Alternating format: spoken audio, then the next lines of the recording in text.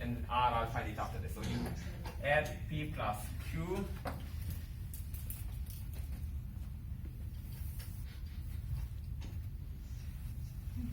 somewhere there, that's T, let's say. And then I'm trying to add T plus R. And this is going to be the final result, let's say V. Okay, this is probably having a different color. And then we pick another color for the other operation.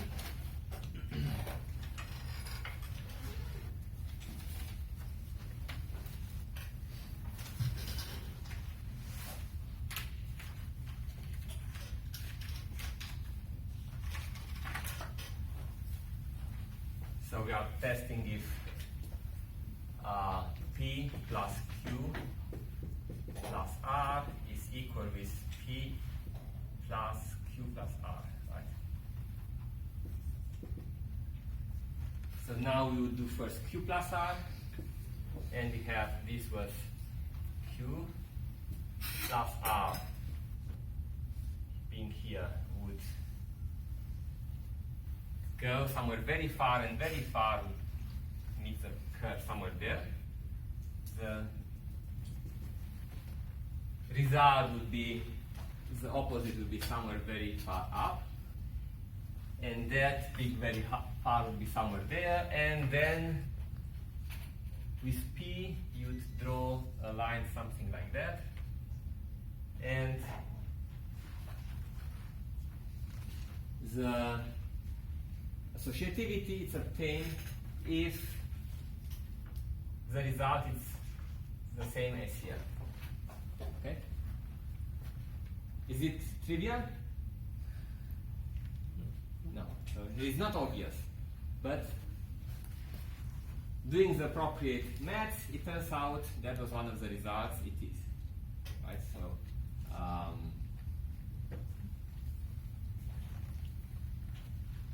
actually writing the two equations, we just write the two equations there, you will see that you get, it simplifies the same result. So we have associativity. I won't go now for that. Do we have inverses?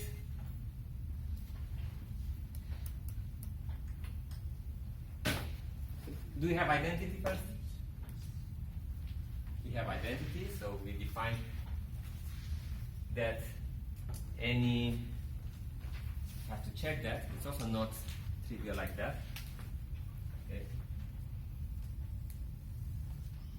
So basically we have the point of infinity with a point P plus a point of infinity. What will you get?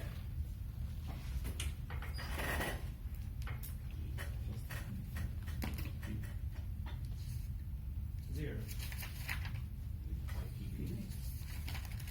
So for it to be identity, you need to get P itself. Okay, so that's the definition. So how do you do that? You know that if you do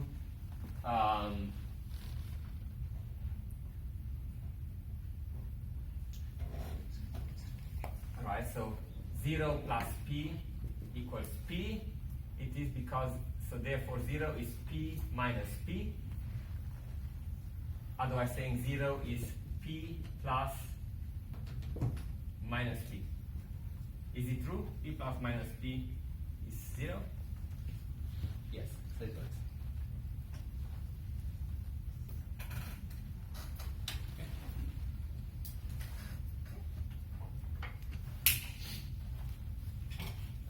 So we have identity. Do we have inverses? You just showed inverse. Mm-hmm. Yeah, and we have inverses. We have seen that, so we do have a group. And now, because we have a group, now we can actually infer that we have a new cryptosystem. And the cryptosystem actually is based on a technique that we have seen recently, namely Diffie-Hellman. Okay, Diffie-Hellman, it's an algorithm, crypto system that only required groups. All the operations for Diffie-Hellman, if you remember, were based on just multiplication. We didn't use in Diffie-Hellman anywhere addition. So we just had a set of elements modulo a prime number, and for encryption, let's remember the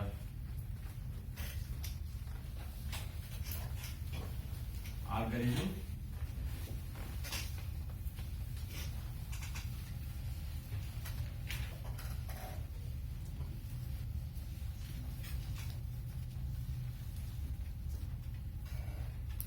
So you had Alice willing to talk to Bob. They agreed on a public key based on a prime P and the generator G.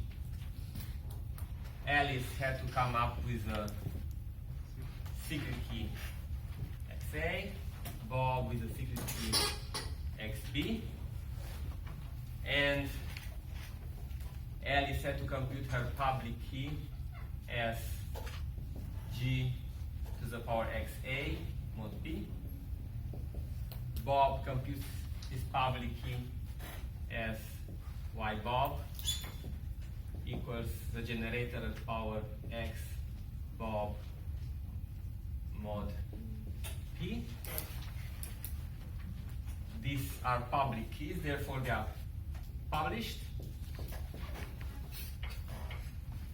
And now messages can be sent, if you remember, with a shared key. The shared key is computed as YB at power XA,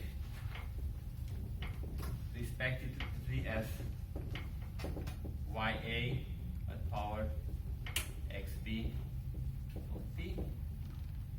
And this shared key can be used for any interaction. Let's see how this works for elliptic curves. So my claim is that this does not need to be redefined. Once you have a group, that's all, right? So for elliptic curves, we are going to have again something like this. So Alice and Bob.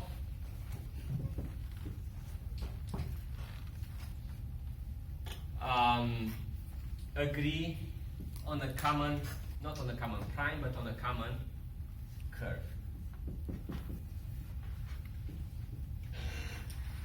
They will agree on a common generator. The point, find a point on the elliptic curve that's a generator. Would this be like a PQ pair or a P or? A point on the curve. Any It's point. an X and a Y. The curve is like that. A point. See? It's a point on the curve. So they have to agree on a point on the curve, which is a generator. They will decide secret keys XA and XB, which are numbers, integers. Okay, smaller than the order of the generator G. G. And then they compute their public key YA is going to be computed as G. And now G at power XA does not exist because we don't have multiplication, we have addition, so we write it in additive notation, XA times G. That's why we studied about changing between multiplicative and additive notation. We shouldn't care if the notation is additive or multiplication. It's multiplicative, it's the same thing. B computes its public key, YB, as XB times G.